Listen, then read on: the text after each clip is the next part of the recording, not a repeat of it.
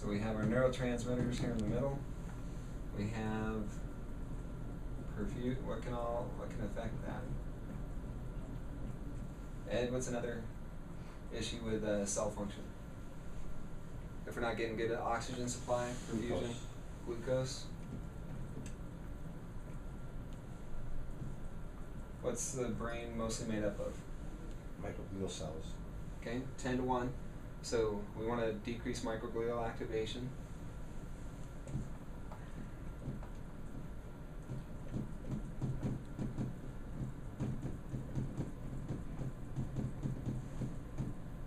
Decrease glial activation. What structurally, so we have a 10 to 1 ratio of glial cells to axon or to neurons there. Fatty acids, what's the main component of brain? Lipids.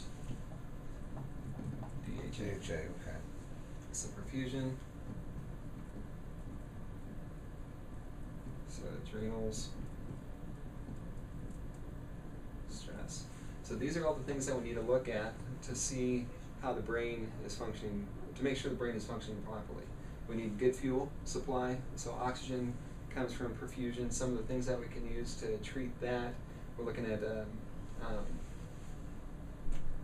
NeuroO2,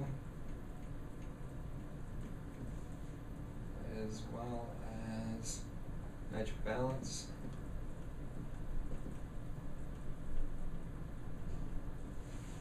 Glucose metabolism, we need to make sure that we don't have diabetes, insulin resistance, or hypoglycemia, combination of those. Adrenals are going to play a huge impact on the hippocampus and hypothalamus there. So that stress, cortisol is going to chew up our hippocampus, so we need to get stress and stressors under control. Also the pituitary gland.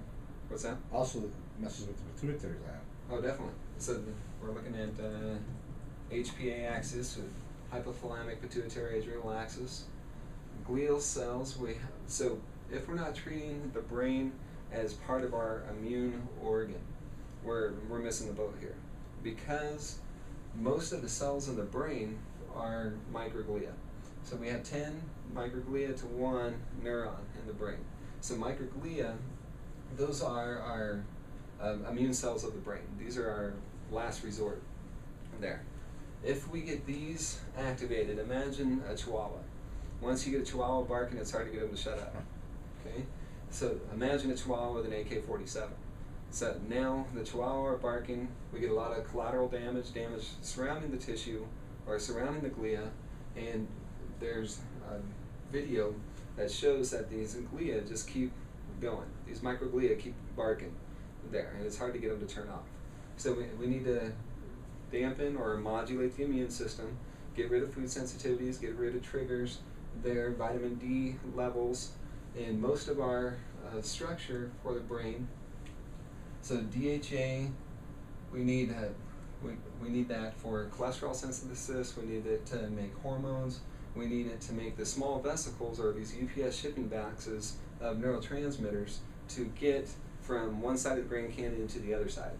So if we don't have enough DHA, we're not going to be making the shipping packages to send neurotransmitters, serotonin, dopamine, acetylcholine, GABA, glutamate to the receptor site. So when we look at, we need to do a few things with neurotransmitters. We need to make sure we have enough building blocks to make those neurotransmitters.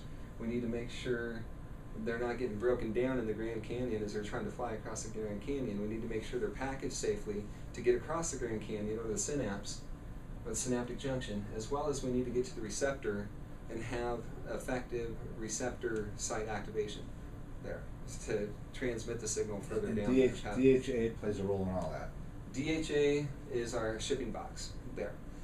With Apex products, all of them have, if you look at serotonin, if you look at dopamine,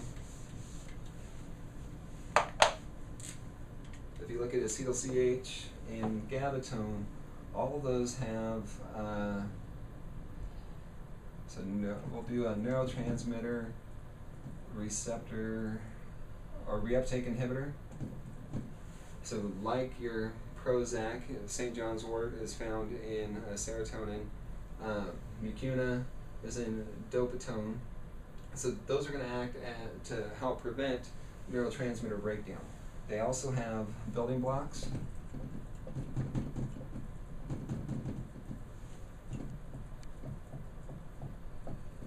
So amino acids, B vitamins that are needed to make the neurotransmitter, as well as they have receptor site activators. So it helps make that receptor more responsive to the neurotransmitter that's coming in. So medications, Prozac, Wellbutrin, Cymbalta. what's that? Cymbalta. Cymbalta, all of that, the only thing that's acting on is that level.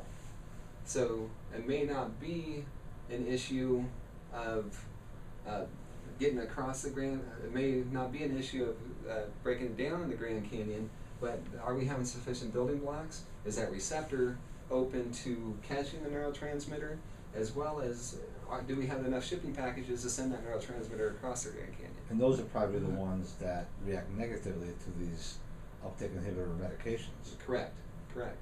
So back up, so a great plan of attack, if we look at perfusion,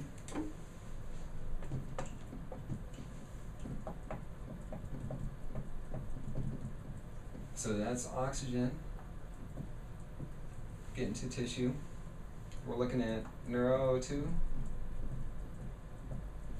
nitric balance,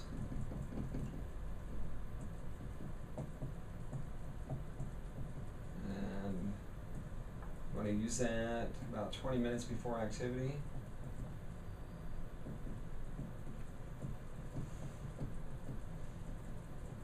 So 20 minutes before activity, that's going to help increase oxygen supply to all tissue there.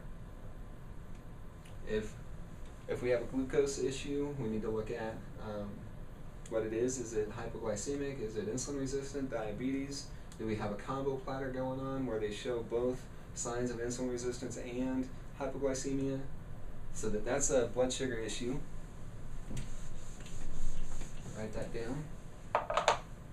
So blood sugar.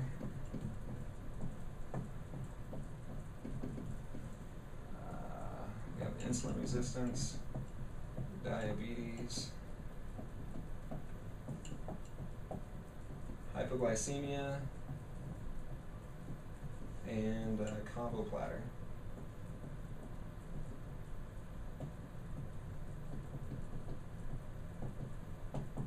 We have both hypo and insulin resistance. So we would treat that accordingly. Glycin, we dose that up to where they're getting a hypoglycemic response, back off just a little bit. And hypoglycemia, we treat with ProGlyco-SP, 2 caps, 3 times a day with meals. And if they are a combo platter, start with treating the insulin resistance, and then you would want to add in ProGlyco-SP 2 times in between meals. What do you like the best to improve DHA? What's the best to improve DHA?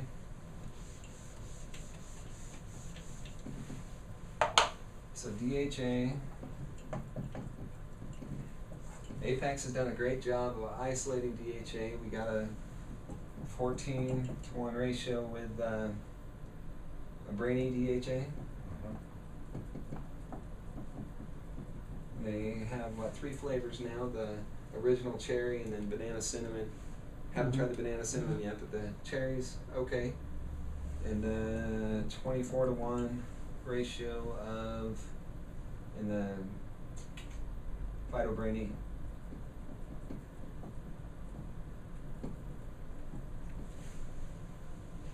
When you say 14:1, 24:1, it's DHEA to EPA, or Exactly.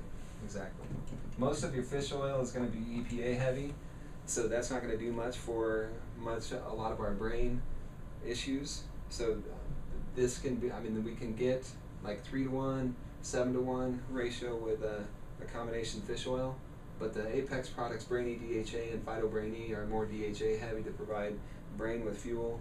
as well as to give support for most of the structure of the brain there. What about if you're lacking in the basic building blocks of neurotransmitters? What would be that? Well, if you're lacking basic building blocks, general nutrition would be good. So we're looking at a good quality meat, hormone-free, antibiotic-free to decrease on toxins. We're also looking at good quality whey protein would be good. So we're getting good amino acid balance, as well as our neurotransmitter support formulas have those in them, to the serotonin, dopamine, acetyl-CH, and then gabatone. Beautiful. We talked about glutathione's a big one as well. Inflammation, the neuroflame. Neuroflame, that's another one where we want to dose until the patient feels better there. So it may be to the point that 20 a day of those. However, neuroflame, if you are considering a Th1, Th2 imbalance, which most of these autoimmune conditions are, there's an imbalance there. Neuroflame can react similar to XFLM. They have a lot of the same components in it. Th2 stimulant. Yeah. Okay. That's for brain health. That's for brain health. That's for regenerating an aging brain. That's what we want to look at and make sure we're getting good perfusion, good fuel supply, decreasing stressors on the body, decreasing those things that are causing inflammation, giving enough building blocks for neurotransmitters. So that pretty much general brain function on your NTAF section 1 is what we're looking at, as well as overall stress. Another thing we were talking about earlier was if we have a lot of positives on our NTAF, let's say serotonin's high, all the sections are high, I would start with the GABA challenge and see if they respond to GABA there. So GABA is going to do a few things. It's too large of a molecule to cross the blood-brain barrier, as well as it's an inhibitory neurotransmitter. So the serotonin, dopamine, and acetylcholine, those are all excitatory neurotransmitters. So it may be that we're not dampening the system well enough. So if they react and are calm, sleep better, any of those symptoms which are positive, they may need gabatone, as well as they probably need to repair the blood-brain barrier. And the best way to go about that is looking at the gut. We need to look at our barrier systems. So Repair Bite is going to be a good one to help repair blood-brain barrier. What would you say the likelihood of someone with a compromised gut barrier has a compromised brain barrier? Is it pretty evenly correlated, or? Definitely. But I think usually gut compromise comes before brain, unless there's trauma. So the trauma can definitely cause a leaky brain, but the gut is definitely going to precede brain, but a lot of times they're seen together. And trauma to the head, you'd want to maybe consider neuroflame. Trauma to the head, neuroflame, possibly neuro-O2 right there. Get inflammation down as soon as we can. There's a homeopathic called Natsol there that helps with brain trauma there too. But definitely loading up on DHA, looking at downstream effects because of decreased IML modulation, making sure vagus is functioning correctly.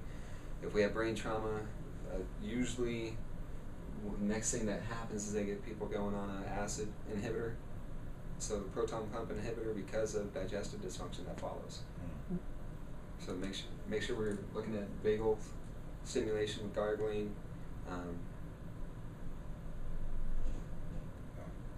I think yeah, it's great.